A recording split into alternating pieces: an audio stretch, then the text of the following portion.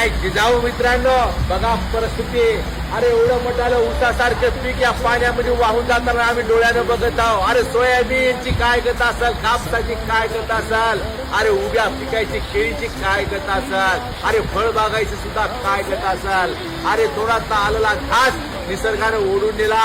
सरकार मायबाप देवाभाऊ, तुला देवाभाऊ म्हणायची वेळ असाल, या शेतकऱ्यावर अन्याय होऊ देऊ नको. तू सरसकट कर्ज माफ कर आणि ओला दुष्काळ जाहीर करा. अरे घरामध्ये राशन सुद्धा नाही राहिलं रे, चक्क वाहून गेलं. शेतातले जनावर ढोरं वाहून गेले, शेतातले खड्डे ना खड्डे पडले, सगळा गाळ वाहून गेला.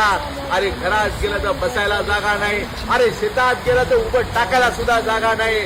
उभ्या डोळ्याला आम्ही हे पीक वाहताना बघत आहोत. त्वरित कर्जमाफी करा आणि दुष्काळ भरपाई त्वरित शेतकऱ्याच्या खात्यावर टाका आणि देवाभाव म्हणून स्वतःला मिळवून घ्या. अन्यथा खुर्ची सोडून टाका आणि अन्यथा खुर्ची सोडून टाका. शेतकऱ्याला न्याय द्या. जय जिजाऊ, जय शिवराय.